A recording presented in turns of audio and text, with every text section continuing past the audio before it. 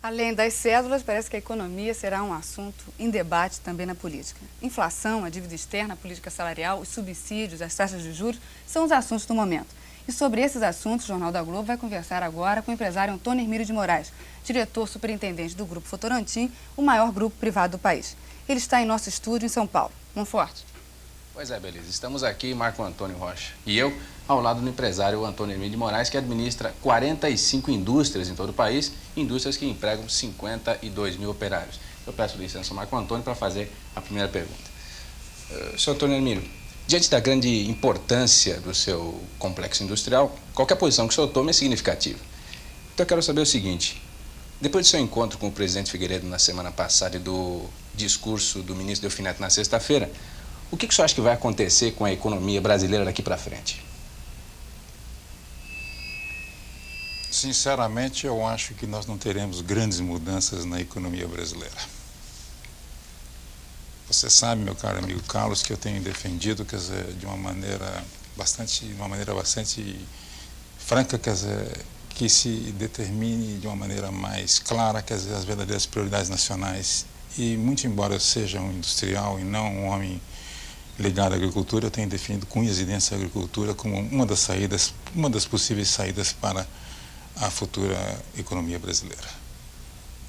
Sinceramente, eu acho que pelo fato da agricultura dar ao nosso país, né, uma possibilidade de nós ainda plantarmos cerca de 220 milhões de hectares. O Brasil tem praticamente 26% da sua área agricultável, que é realmente notável. Mas, doutor Antônio Hermílio, o governo já proclamou a agricultura como prioridade de política econômica, mas a coisa parece que não está, apesar de definida, não está muito bem implementada. Mas os problemas são mais sérios, porque não apenas basta proclamar, é preciso executar os programas. Então nós precisamos de novos desvios ferroviários para abrindo novas áreas agricultáveis e que esse transporte seja feito, vamos supor que de início você tenha que fazer esse transporte uma medida de economia, você faça esse transporte por tração a diesel para depois então eletrificá-lo e praticando o sistema rodoferroviário se possível.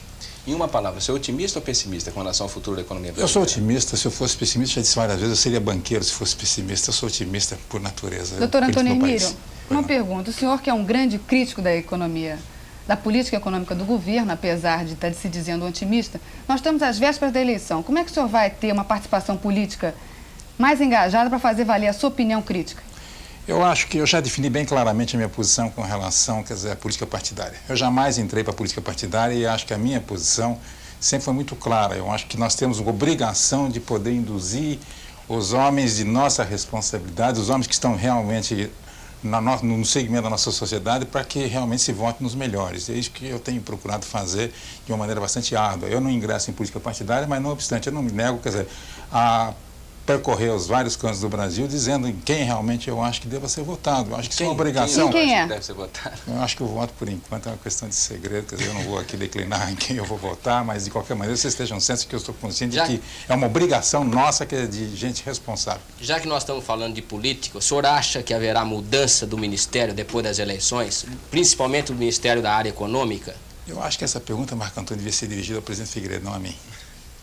Sinceramente, eu acho que é bem possível que haja, porque, afinal de contas, depois do resultado das eleições, nós teremos, naturalmente, outras instituições políticas, né? Quer dizer que o senhor acha que a oposição vai ganhar? Em certos estados, eu tenho a impressão que não há a menor dúvida. Eu tenho a impressão que no estado de São Paulo, no estado da Guanabara, no estado do Paraná, no estado do Espírito Santo, no estado de Goiás, eu tenho a impressão que a oposição já ganhou. É minha opinião pessoal. Depois que o senhor saiu da entrevista com o presidente Figueiredo, o senhor disse que o Brasil não pode conviver mais com uma inflação de 100%. Verdade. É a sua opinião de que é necessário uma recessão, um tratamento de choque para que a economia entre de novo na linha? Eu sou contra os tratamentos de choque, mas é preciso que se encare a inflação com mais seriedade. Nós estamos encarando a inflação até agora, quer dizer, com muito pouca seriedade. E sem seriedade, você está vendo os resultados. Em 1979 a inflação andava por volta de 50%, hoje nós estamos com uma inflação em torno de 100%. E com 100%, francamente, não há governo que possa realmente governar. E não há empresário que possa prever o que possa acontecer para o nosso país.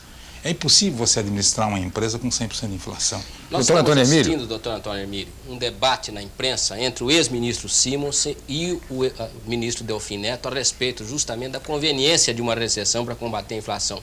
Com qual das duas opiniões o senhor fica? Eu acho que a virtude está sempre no meio termo, quer dizer, nem tanto ao mar, nem tanta terra. Nós temos que realmente, isso não é mineiro. eu acho que nós temos que ser prudentes, porque se de um lado nós precisamos combater a inflação, do outro lado o problema do desemprego é um problema muito sério. Nós não queremos uma grande massa de desempregados dentro do Brasil. É preciso fazer a coisa de maneira comedida. E é por isso que eu sempre defendi a agricultura, porque a agricultura você pode fixar o homem no interior. Você dá emprego muito mais facilmente na agricultura do que na área industrial. Então você tem uma chance de poder produzir o grão agrícola tão necessário no desenvolvimento, empregando os homens e fazendo com que o homem desempregado nas adjacências das grandes cidades urbanas pudesse voltar, quer dizer, para o interior e lá conseguir uma posição para conseguir o seu ganha-pão. É muito mais fácil você trabalhar, é preciso primeiro ser uma potência agrícola para depois você ser uma potência industrial. Doutor, muito obrigado então pela sua presença aqui no Jornal da Globo e eu passo de novo para o Renato Machado.